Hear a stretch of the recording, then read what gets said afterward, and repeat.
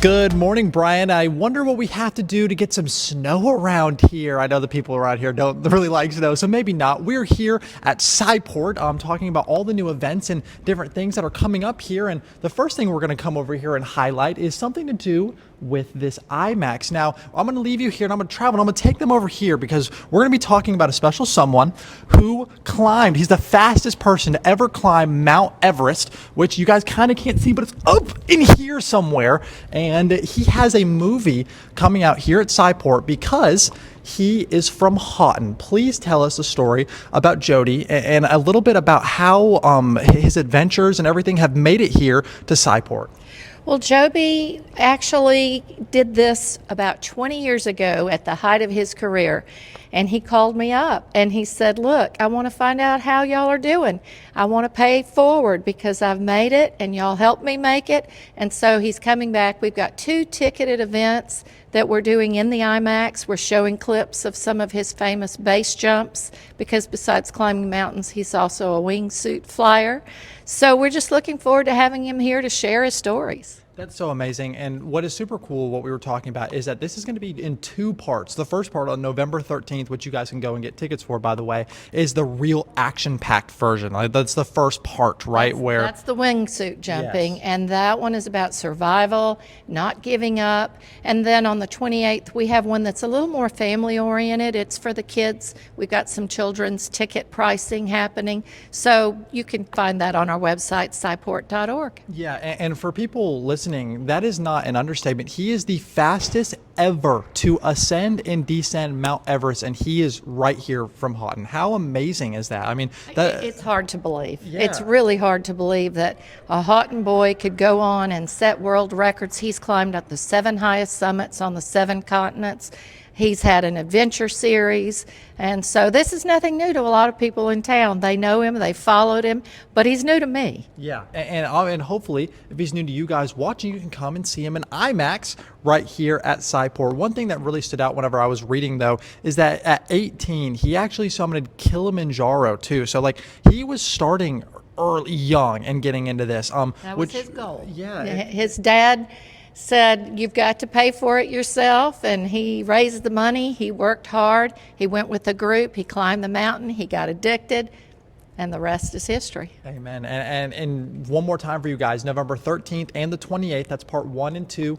Obviously, the action-packed, the wingsuits, the climbing on November 13th, and then the family aspect of it. How does that affect your family? How do you go and build a family after you are the fastest person ever to go up and down Mount Everest? I mean, those are feats that, I mean, literally nobody else on earth has. So it is an amazing story, a one-of-one story that people right around our community can come and see right in their backyard. So it's so right. cool. Don't miss this opportunity. You never know. He might not come back here from California again. Yeah, absolutely. So obviously super fun thing to be happening here right now at Sci-Port, or on November 13th, right. excuse me. But you guys can buy tickets right now. But for us, we are going to be sending it back to the studio.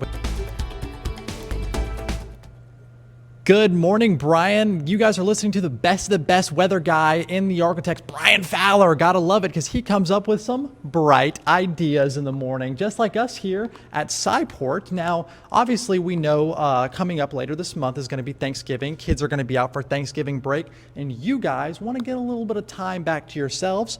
Sci-Port has some camps for your kids to come and have some fun. So I'm going to turn it over to Miss Amy Powers over here, and she's going to tell us all about those camps. Yeah, so we have our STEMsgiving, our holiday camp, starting November 24th. It's just 3 days for our iddies as low as 3 up to 12 years old in our elementary camp, and we're going to be doing all things Thanksgiving themed. So they might even be able to make some things they bring to their Thanksgiving feasts. Wow, so you can come here, get your kids to come out and make different things. Now, for the people at home that maybe don't know what STEM is, what will their kids be doing, the activities, different things like that? So we're all about hands-on exposure. So one of the things that was really fun was the kids got to make their own butter last year. So they learned the experimenting behind it, and then they take it home in a jar. And I actually got pictures from parents last year of them sharing it at their family dinner, which was really cute. That is so cool. And that's an experience to be had, a learning experience. You guys can come and stay engaged, right? And that's so important, especially with kids on in our area.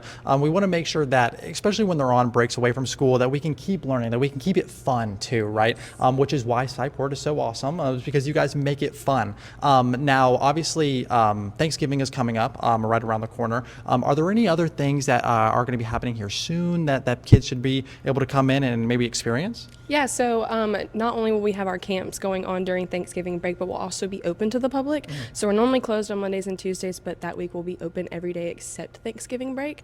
And that Friday is the infamous Snowport opening. Oh, Snowport opening, and that's a big deal. Now that is a little bit later on in the month, but that's something you guys should mark on your calendars, because that's something that every single year you've got to make sure you get in early, because it is a blast to come in and watch that. Now, one more time for everybody listening at home, STEM Camp, what are the dates? How do they sign up? Where do they get involved? Things like that. Yeah, so they're November 24th through the 26th. You can visit our webpage, sci-port.org/camps.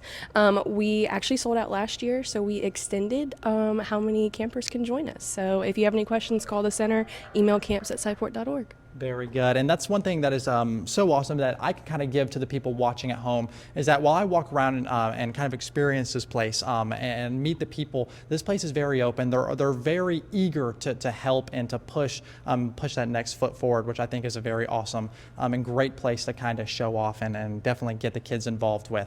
But yeah, we are going to be sending it back to the studio with Nate and Shannon.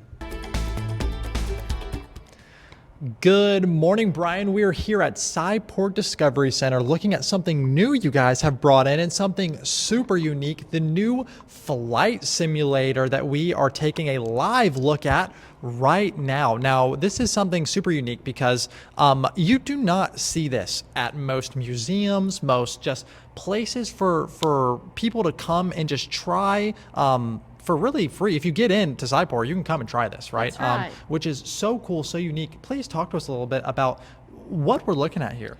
Well, you won't find this one anywhere else. This is Wow. a custom-made unit. It was donated by General Goodfellow and Jim Davison through the company Betaflix. They created it. They have technicians that really specifically designed this for us, kind of a tribute to Barksdale. We've got an airplane area in Sci-Port already, so it was a natural fit. And we spent this last year really trying to bring in new exhibits and upgrade existing exhibits. And that is one thing that I think is so awesome about Sci-Port, and that I was talking about earlier when I was in here, is that you guys are continuously finding new things. Whenever we came here for Gameport or the camps that we talked about earlier, different things like that, you guys are always pushing really the limits to what you guys can and the fun that people can have, right? Like a flight simulator is something I would have never imagined, like that could just be here at Sci-Port and people can come and just play on, which is so cool. It is so unique, and it's going to want kids to come in here and come try to fly this plane. I mean, you could have jets, helicopters, so many different things. It's not super hard to pick up, but one thing that I thought is super cool, and I have to tell, is that you guys told me that whenever this thing came out, and this is fairly new, right? Brand new. Brand new. That a 10-year-old was the only one so far to be able to land one of these planes, which is it's just awesome to hear. It's that. amazing. We had Military Appreciation Day this weekend, and we had several pilots play on the simulator, and they crashed. But the 10-year-old was successful. It was really cool. Doesn't that just put a smile on your guys' face? Like, that is just such an awesome story, and it's such a cool experience to be had, right? Like, kids cannot just go somewhere and almost really learn exactly. Like, this flight simulator is very realistic. It will come up with different airways or different reasons that the plane is failing or is spinning or is anything, and you have to kind of handle that, which is so awesome to kind of give the kids an experience that is so one-to-one. Well, you have parents these days who really try to limit the gaming time. This is different. This is teaching about the different airplanes that are common to Barksdale. It's also got some topography on there with images of Shreveport. I love that. And it's another thing where if you have a kid that maybe wants to be in this space, come and try it. Like, we're right next to Barksdale, like you said. So many Air Force families. I moved here from the Air Force back in the day. I did too. This is the perfect thing to kind of go side by side with that. Good morning, Brian. We're here back at Sci-Port looking at another new exhibit. I'm joined here with Eric and Sissy, the baby gator. Are you kidding me? I love alligators. And look, first time on camera, maybe? Yep. Yeah, first time on TV for So Sissy. she is curious about what's happening right now. Oh, okay. Hopefully, maybe she'd make a little noise for us. No, she's curious. She's wiggling around now. She is curious and wiggling around. But gators do vocalize, so she sometimes will give us a little. Yeah. Maybe while we walk around and show this natural history museum that you guys have in here, that she will kind of maybe open up a little bit with us. And so as we come over here, tons of art, like we kind of talked about earlier, which is so cool.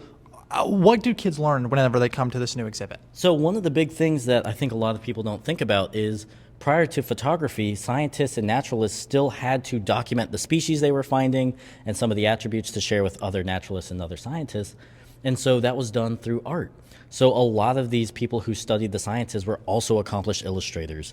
So this artwork is on license from the American Museum of Natural History and is all about the artwork that it took to make it happen. So we want to encourage people to explore these animals both as a science and as an art.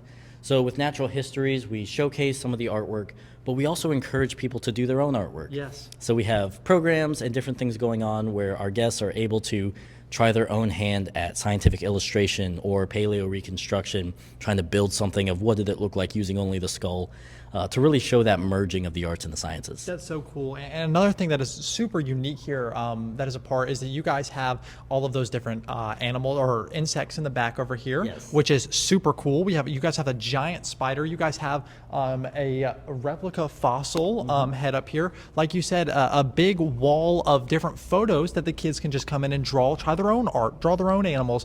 One of the things that you were talking to me about is that you guys have a skull that you bring in and you ask the kids, hey, what do you think this animal looked like back in the day, right? They draw it, they say whatever, and then you show them the picture and they're blown away. It looks nothing like it. How does that experience, it's got to be fun for them, right? Oh, absolutely. And it makes you think about, okay, looking at the skull, what are the features like the teeth, for example?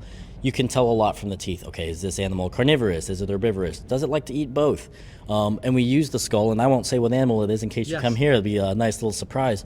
But looking at the features, but thinking about not just the bones, but what is the muscles? What are the organs? What are the things that don't get fossilized, like ears and fur? So those are the things we get people excited about to start looking at bones in a new way. Very cool. Now, where can people come see Sissy at? You guys have a Louisiana exhibit, I heard? We absolutely do. So it's called the Gallery of Intrigue, and we have some of our live collection there, including Sissy the alligator here. So she is going to be on exhibit likely until next spring. Very cool. So if you want to come see her, that is where you will find her. Very awesome. Now, remember, guys, we have a live stream here at 7 a.m. at Sci-Port going kind of behind the scenes and looking at all the stuff that you guys have to offer. So make sure you guys tune into KTBS Plus, our live streaming service, and I will see you guys and have a good time here at 7 a.m.